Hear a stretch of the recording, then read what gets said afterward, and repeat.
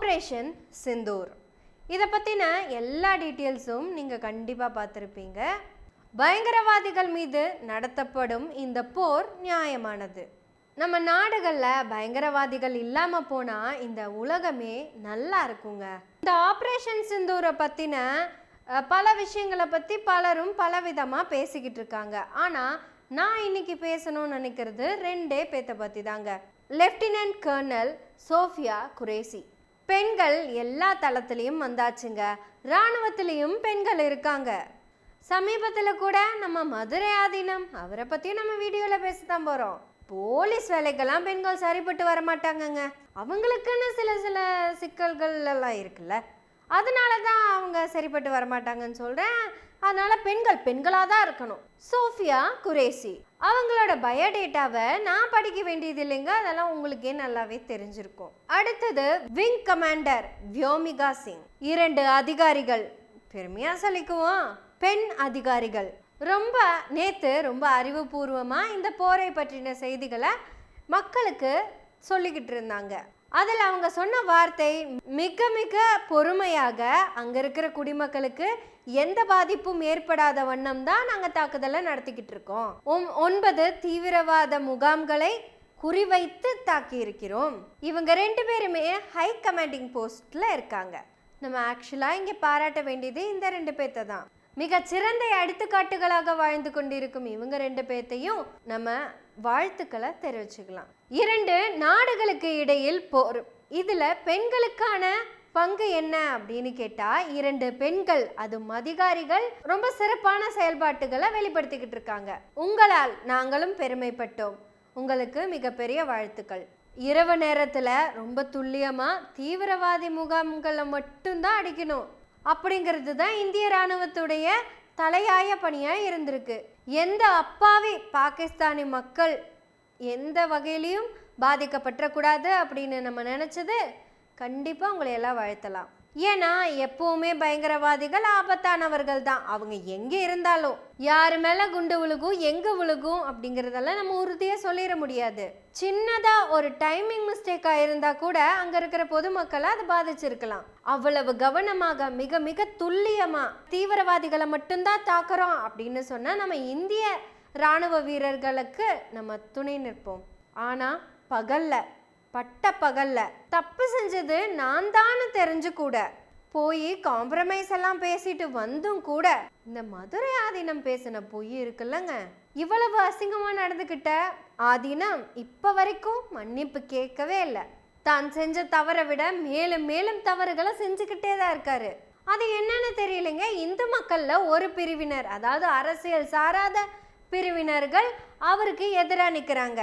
அதுவும் அர்ஜுன் சம்பத்தெல்லாம் எதிராக நிற்கிறது யோசிச்சாலே அது பெரிய ஆச்சரியம்தான்.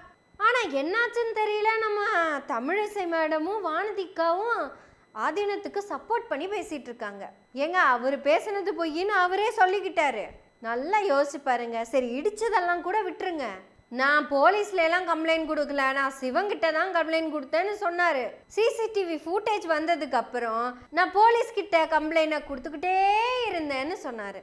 நீங்க உண்மையா கேட்க வேண்டியது, ஆதீனத்துக்கு எதிராக நின்று ஒரு ஆதீனம் இப்படி ஒரு தவறை செய்யலாமா அப்படின்னு. ஒரு தாக்குதல்ல நடக்கக்கூடிய தவறுகளுக்கு கூட பொறுப்பேற்க வேண்டியதில்லை இராணுவம். ஆனா அந்த இராணுவம் மிக மிக கவனமா தான் ஒவ்வொரு வேலையும் செஞ்சுக்கிட்டு இருக்காங்க. அப்போ இந்திய குடிமக்களா இருக்கிற நாம எவ்வளவு கவனமா இருக்கணும். தெரிஞ்சே ஒருத்தர் போய் சொல்றாருன்னா அது எப்படி நீங்க தெரிஞ்சே ஒருத்தருக்கு போய் சப்போர்ட் பண்றீங்க?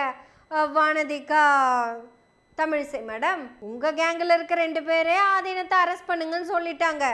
ஆனா நீங்க எந்த அரசியலுக்காக இந்த வேலையெல்லாம் செய்யறீங்கன்னு எனக்கு தெரியல.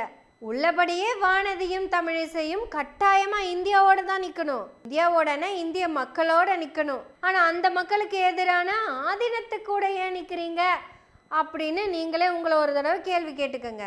ஏன்னா இந்தியாவில் இருக்கிற நாங்க எல்லாரும் எங்களை விட இந்தியாவை நாங்க நேசிக்கிறோம்.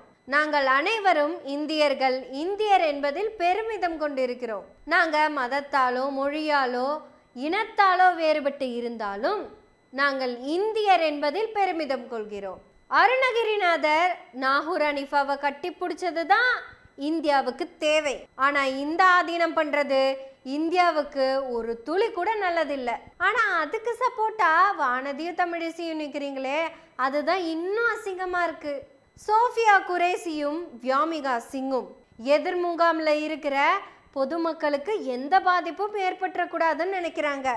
ஆனா நம்ம தமிழிசையும் வானதியும் சொந்த மக்களுக்கு எதிராகவே நாங்க இப்படித்தான் நிற்போம் அப்படின்னு இருக்காங்க. நீங்க உண்மையாலுமே தேசபக்தி என்னன்னு கத்துக்க வேண்டியது சோஃபியா குரேஷியிடமும் வியோமியா சிங்கிடமும் தான். மத கலவரத்தை உருவாக்குறது தான் உங்க நோக்கமா இருந்துச்சுன்னா தயவு செய்து தேசியத்தை இங்க இழுத்துட்டு வந்துடாதீங்க. எச் ராஜாவை பத்தி அப்புறம் பேச வேண்டிய அவசியமே கிடையாதுங்க. ஏன்னா அது அப்படித்தான் பண்ணும். அதோட நோக்கமே இங்க இருக்கிற ஒரு இந்துக்களோ இல்லை ஒரு இந்தியனோ சந்தோஷமாவே இருந்துடக்கூடாதுங்கிறது தான். ஆனா நம்ம வானதிகாக்கும் தமிழிசை மேடத்துக்கும் கூடுதல் பொறுப்பு இருக்கு. இந்திய மாணவ மாணவிகளே, நீங்க உங்களுக்கான எடுத்துக்காட்டுகளா நீங்க எடுத்துக்க வேண்டியவங்க வியோமிகா சிங்கும் சோஃபியா குரேஷியும் தான். மறந்து கூட வானதி தமிழிசை பக்கத்துல திரும்பி பாத்துறாதீங்க. வானதிகா தமிழிசை மேடம் அவர்களே, உங்ககிட்ட நேரடியா ஒரு கோரிக்கையை வச்சுக்கிறேன். நீங்களே போய் ஆதீனத்துக்கிட்ட கேளுங்க. அப்படி கேட்கும் போது ஆதீனம் சொல்றது உண்மையா இருந்துச்சுன்னா அப்புறம் நீங்க பொது வெளியில அவருக்கு சாதகமா பேசுங்க. ஏன்னா நீங்க வக்கீல் ஆனதோ டாக்டர் ஆனதோ அறிவியல் கல்வியால தான், ஆன்மீகத்தால அல்ல. அந்த ஆன்மீகம் என்னைக்குமே உங்களை உயர்த்தினது கிடையாது. அது எந்த மதமா இருந்தாலும் எல்லா மதமும் பெண்களை அடிமைப்படுத்துறதுக்காக வந்ததுதான். மீண்டும் ஒரு முறை எங்கள் இராணுவ அதிகாரிகளை பாராட்டுகிறோம். அவர்களை பற்றி நாம் நிறைய பேசணும். ஏன்னா அவங்க தான் நம்மளோட எடுத்துக்காட்டுகள். பேசுவோம், எனவே பேசுவோம் நாள்தோறும். நன்றி, வணக்கம்.